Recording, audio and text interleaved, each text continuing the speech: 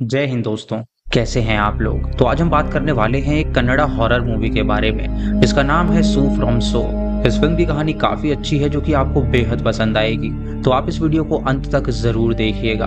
Film की starting में हमें अशोक नाम का एक बंदा दिखाया जाता है जो कि नींद में एक भूत का सपना देखता है और डर के मारे वो जग जाता है। उसी टाइम गांव में एक औरत की बीमारी की वजह से मौत हो जाती है और जब गांव वालों को उसकी मौत का पता चलता है तो वो सभी मिलकर उसके अंतिम संस्कार में शामिल होते हैं और मरने के कुछ दिनों बाद उसकी तेरहवीं रखवाई जाती है जहाँ पर मरने वाले का फेवरेट खाना बनाया जाता है। वो उसके लिए भी खाना रखते हैं और उन्हें लगता है कि मरने वाला यहाँ पर आकर वो खाना जरूर खाएगा। उसके बाद सभी बाहर चले जाते हैं और वेट करने लगते हैं और घर के सारी लाइट्स ऑफ कर देते हैं और खिड़कियां दरवाजे भी बंद कर देते हैं। उस गांव में रवि नाम का सबसे बड़ा बंदा होता है और अगर गांव वालों को कोई भी प्रॉब्लम होती थी वो सबसे पहले रवि को बताते थे। रवि भी उस सेरेमनी में शामिल होता है और अपने आप को गांव का सबसे बड़ा आदमी दिखाता है। जब सब लोग घर के बाहर वेट कर रहे होते हैं तब अशोक वहां पर आता है जो कि गांव की लड़की काव्या को पसंद करता है। वो तुरंत काव्या के पास जाता है और एक चिट नीचे गिराता है और उसके बाद वो वहां से चला जाता है।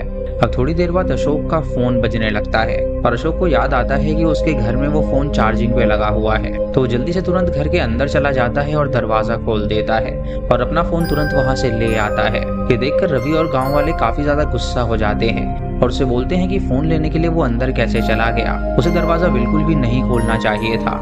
और अशोक को लग रहा था कि शायद वो फोन काव्या ने किया होगा, लेकिन जब वो नीचे देखता है तो उसकी लिखी हुई चिट वहीं जमीन पे पड़ी होती है, यानी कि काव्या ने उस चिट को नहीं उठाया था। अब कुछ देर बाद सब लोग दरवाजा खोलकर अंदर चले जाते हैं और वहीं पर बैठते हैं और सबसे पहले वो एक पकवान को टेस्ट करते हैं। उनको उस खाने में कोई भी स्वाद नहीं आ रहा होता और वो सोचते हैं कि शायद मरने वाला आके खाना खा के चला गया, लेकिन वहाँ खाना बनाने वाले बोलते हैं कि वो खाने में नमक डालना भूल गए थे, इसीलिए उस खाने में कोई भी स्वाद नहीं आ रहा है। अब जल्दी से वो लोग खाने में नमक मिला देते हैं और फिर सब लोग खाना खाकर वहां से चले जाते हैं, लेकिन रवि और कुछ लोग वहीं पे रुकते हैं और कुछ पीते हैं। और अशोक के पिता रमेश से वो लोग बोलते हैं कि अशोक फोन के लिए अंदर चला गया था और ये उन्हें बिल्कुल भी पसंद नहीं आया है। ये उस मरने वाले की एक तरह से डिसरिस्पेक्ट है और अगर उसको गुस्सा आया तो वो उस इंसान को पोजेस भी कर सकता है, इसीलिए वो अपने बेटे का ख्याल रखे और उसे बिल्कुल भी इधर उधर ना भेजे। अगली सुबह गाँव में एक शादी होती है और गाँव वाले वहाँ पर फुल ऑन दारू पी के नाचते हैं। जब शादी चल रही होती है तो रवि को एक फोन कॉल आता है और कुछ लोगों के साथ गांव के एक घर के पास जाता है। वहां के लोग रवि को बताते हैं कि उनकी दादी बाथरूम में नहा रही थी और कोई खिड़की से उन्हें झांक रहा था। ये सुन के रवि हैरान हो जाता है और उनसे कहता है कि मैंने सोचा शायद तुम्हारी बेटी काव्या को किसी ने देखा होगा, लेकिन कोई दादी को देख रहा है तो इसमें क्या ही बुराई है। उसके बाद वो बाथरूम का पूरा इंस्पेक्शन करने लगता है और उधर रवि के साथ आए लोग बोलते हैं कि ये कोई मर्डर केस जैसा है, अगर पुलिस को उन लोगों ने ये केस दे दिया तो बाथरूम की खिड़की पे वो लोग फिंगरप्रिंट्स चेक करेंगे और पता लग जाएगा कि वहां पे कौन झांक रहा था। अब थोड़ी देर वहां पर हंगामा करने के बाद रवि और उसका गैंग वापस घर आ जाते हैं। अब अगले दिन गांव वाले एक दूसरे से बात कर रहे होते हैं और सब मिलके एक घर के पास जाते हैं। वहां अशोक सुबह उठ के आईने में अपना चेहरा देख रहा होता है और वो अपने आप को देखकर फेसबुक बोलता है और रात को जो भी हुआ था वो सब कुछ याद करता है।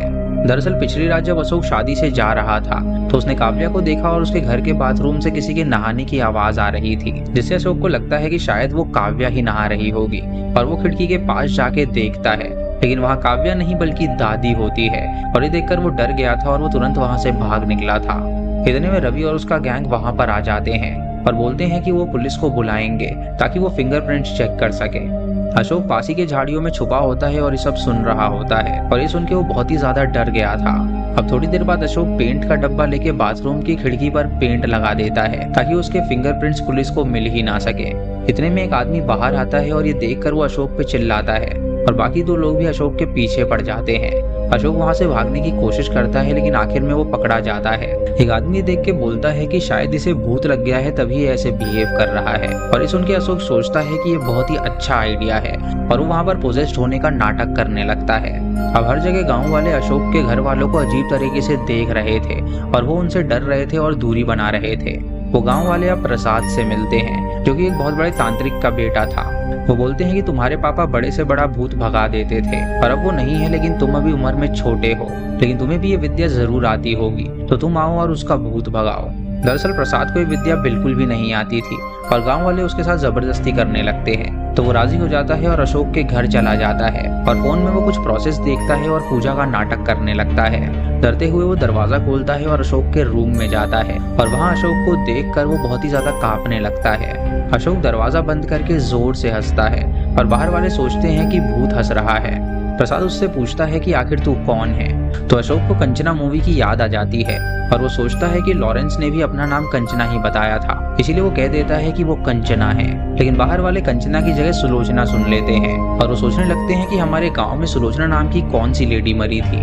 तब अशोक के पिता रमेश बोलते हैं कि कुछ दिन पहले मैं अपनी सास का पिंडदान करने के लिए गया था और वहीं से सुलोचना मेरे साथ आई और अशोक के अंदर घुस गई। दरअसल वो पिंडदान सोमेश्वरम में किया गया था और वो कहते हैं कि शी इज सुलोचना फ्रॉम सोमेश्वरम। अब गांव वाले उसको शॉर्ट में सू फ्रॉम शो समझते हैं। प्रसाद कुछ भी नहीं कर पाता और वहां से चला जाता है और उसी रात रमेश, जो कि हर चीज में टांग अड़ाता था, वो रवि के घर जाता है और वहां कैजुअली बात करता है। पहले तो रवि वहां से जाने से डर रहा था, लेकिन रवि का एक आदमी बोलता है कि हमारे रवि अन्ना कुछ भी कर सकते हैं और उनके लिए भूत भगाना कोई बड़ी चीज नहीं है। अब ये सुन के अपनी इज्जत रखने के लिए उसे अशोक के पास जाना पड़ता है और रवि सबके सामने नाटक करता है कि उसे बिल्कुल भी डर नहीं लग रहा है। जब वो अशोक पे हाथ रखता है तो अशोक चिल्ला के कहता है कि क्या तू औरत पे हाथ डालेगा, और ये कह के वो रवि को खूब पीटता है। अब ये बात पूरे गाँव में फैल जाती है कि रवि को भूत ने मारा है।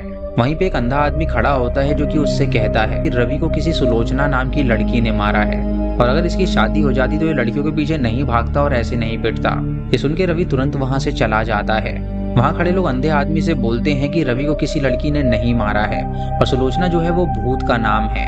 ये सुन के वो अंधा आदमी हैरान हो जाता है और बोलता है कि रवि इतना नीच है कि वो भूत को भी नहीं छोड़ता, इसको जल्दी से शादी कर लेनी चाहिए। अब गांव वाले मीटिंग रखते हैं और सोचते हैं कि भूत को कैसे भगाया जाए और रवि बोलता है कि मैं करुणाकार गुरुजी को गांव में बुलाता हूं ताकि वो भूत को भगा सके।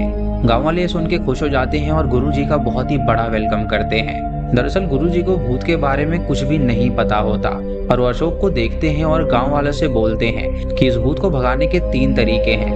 पहला तरीका ये कि वो कंद का जूस बनाएं और अशोक को पिलाएं, जिससे कि उसे उल्टी होगी और भूत बाहर आ जाएगा। अगर ये काम नहीं करता तो उन्हें दूसरा तरीका अपनाना पड़ेगा। बड़े बड़े पत्थरों को रस्सी से बांधकर अशोक की पीठ में सुई घुसानी होगी और अशोक को पत्थर पे लटका देना होगा, जिससे कि वो भूत बाहर आ जाएगा। लेकिन अगर तब भी भूत बाहर नहीं आया तो ये तीसरा तरीका जरूर काम करेगा। तीसरा तरीका ये है कि मंदिर के पास उन्हें आग जलानी होगी और उसके अंदर वो लोग अशोक को लेटाएंगे, जिससे कि पक्का भूत बाहर आ जाएगा। अब ये सुन के अशोक बहुत ज्यादा डर जाता है और सोचता है कि मैंने बेकार में ही भूत का नाटक किया, क्योंकि ये सब सहने के बाद वो मर ही जाएगा। अब सभी गांव वाले मिलके अशोक को कंद का जूस पिलाते हैं, जिससे कि वो उल्टी कर देता है और अशोक सोचता है कि अब देर करूंगा तो ये लोग मुझे मार देंगे। इसीलिए सुबह उठकर वो भगवान को प्रणाम करता है और घर वाले और गांव वाले मान लेते हैं कि भूत चला गया है। वो गुरुजी का सम्मान करते हैं और उन्हें वहां से भेज देते हैं। अब बाद में अशोक वापस से अपने पेंटिंग के काम में जाता है, लेकिन वहां काम करने वाले उससे डर के भाग जाते हैं और उसी टाइम अशोक को दूर से रवि दिखाई देता है और वो याद करता है कि उसने रवि को बहुत ही बुरी तरह पीटा था। वो इंसिडेंट याद करके उसे बहुत तेज हंसी आने लगती है और वहाँ काम करने वाले लोग ये देखकर हैरान हो जाते हैं और बोलते हैं कि इसका भूत अभी नहीं गया है, और ये कहकर वो तुरंत वहाँ से भाग निकलते हैं।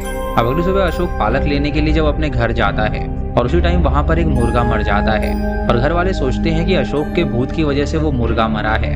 बाद में अशोक जब रोड पर जा रहा होता है तो एक लड़का गाड़ी के पास आग जलाकर खेल रहा होता है। ये देखकर अशोक उस पर चिल्लाता है तो वो माचिस वहीं पे छोड़कर भाग जाता है और दूर से एक औरत ये सब देख रही होती है और सोचती है कि अशोक गाड़ी की तरफ देख रहा है और वो गाड़ी में अपने आप आग लग गई है। वो सोचती है कि ये गाड़ी अशोक के नजर लगने की वजह से जली है। अब गांव वालों को यकीन हो जाता है कि अशोक का भूत अभी नहीं गया है और वो लोग गुरुजी को वापस बुला लेते हैं। गुरुजी को भूत के बारे में कुछ भी नहीं पता था, लेकिन जब वो अशोक को देखते हैं तो कहते हैं कि ये कोई नॉर्मल भूत नहीं है। तुम लोग पड़ोस के सोमेश्वरम गांव जाओ और पता लगाओ कि सुलोचना कौन थी।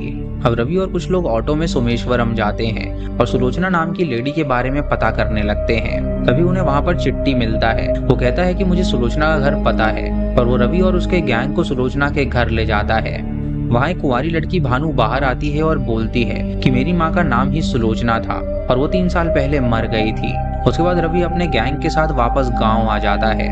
तब गुरुजी रवि को अलग ले जाके पूछते हैं कि तूने भानु को कुछ क्यों नहीं बोला। तो रवि बोलता है कि ये बात किसी को मत बताना। बहुत साल पहले जब सुलोचना जिंदा थी तो मैं भानु के लिए रिश्ता देखने के लिए गया था। गुरुजी पूछते हैं कि आखिर वो रिश्ता क्यों नहीं हुआ। तो रवि बोलता है कि उस वक्त भानु बहुत मोटी थी और मैं बहुत पतला था, इसीलिए मैंने ही रिश्ते को मना कर दिया था। लेकिन अब वो पतली हो गई है और मैं मोटा हो गया हूँ, जिसकी वजह से मुझे बहुत ही ज्यादा पछतावा हो रहा है। वो गुरुजी से कहता है कि ये बात हम दोनों के बीच सीक्रेट ही रहनी चाहिए। अब गुरुजी गांव वालों को भेज देता है और भानु को अशोक के घर बुलाता है। और भानु अशोक को देखकर उसके पैर पकड़ के रोने लगती है और उसे अम्मा कहकर पुकारती है। अगली सुबह अशोक के घर वाले उसे घर में बंद करके बाहर चले जाते हैं और अशोक छत के रास्ते से बाहर निकल जाता है और गांव वालों से मिलकर कहता है कि वो पूरी तरह नॉर्मल है, लेकिन वो लोग उसे देखकर तुरंत भाग जाते हैं। दिन रात अशोक उनसे बात करने की कोशिश करता है, लेकिन कोई भी उससे बात करने को तैयार नहीं था। अब गांव वाले गुरुजी से मिलते हैं और कहते हैं कि वो कब तक सुलोचना को भगाएंगे। तो गुरुजी कहते हैं कि कोई साधारण भूत नहीं है, सिर्फ सुलोचना की बेटी भानु के जरिए भूत को बात करके भगाया जा सकता है। अब वो लोग भानु को वापस बुलाते हैं और गुरुजी भानु से बोलते हैं कि मैं पहले टीवी चैनल पे आया करता था, लेकिन मेरी वो जॉब चली गई है, जिसकी वजह से उसके पास पैसे नहीं है। अगर ये भूत यहाँ से चला गया तो उसे थोड़ी बहुत रकम मिल जाएगी, तो तुम उसे अपनी माँ मानना, जिसकी वजह से उसकी जेब थोड़ी भारी हो जाएगी। अब भानु अशोक के पास जाती है तो अशोक कहता है कि मैं तेरी माँ नहीं हूँ, पर भानु अपने सारी दुख भरी बातें उसे सुनाती है। रोज रवि भानु को लेने जाता है और उसे वापस घर भी ड्रॉप करता है और धीरे धीरे भानु को रवि पसंद आने लगता है और रवि भी भानु को पसंद करने लगा था। एक दिन अशोक के घर वाले भूत के डर से दूसरे घर चले जाते हैं। तभी भानु वहां पर आती है और बताती है कि जब वो घर में अकेली थी तब उसका चाचा खिड़की खोलकर अंदर आ गया और उसने उसके साथ जबरदस्ती करने की कोशिश करी, लेकिन भानु वहां से भाग आई थी और अशोक के पास आई थी। अशोक जब ये सुनता है तो उसे गुस्सा आता है और जल्दी से रवि के स्कूटर पे भानु को लेके उसके घर ड्रॉप करता है। अगली सुबह जब रवि गाँव में चल रहा होता है तो लोग उससे पूछते हैं कि तेरा स्कूटर कहाँ पर है। तो रवि जवाब देता है कि उसे याद नहीं कि उसके साथ क्या हुआ था। रात को अशोक रवि के घर गया था और उसने बोला था कि मैं अशोक हूँ और जल्दी दरवाजा खोल और मुझे तेरा स्कूटर चाहिए। रवि इतना डर गया था कि उसने दरवाजा खोलने के बजाय खिड़की से ही स्कूटर की चाबी फेंक दी थी, जिसकी वजह से अशोक भानु को स्कूटर पर ड्रॉप करके आया था। अब अशोक भानु के चाचा को सबक सिखाने का प्लान बनाता है और वो कंचना मूवी की तरह साड़ी पहनकर भूत का नाटक करता है और स्कूटर पे भानु के घर चला जाता है। रवि और बाकी गांव वाले अशोक के पीछे भानु के घर जाते हैं और अशोक भूत का नाटक करता है और भानु के चाचा को पीटता है और वार्निंग देता है कि अगर उसने दोबारा ऐसा किया तो वो उसे जान से मार डालेगा।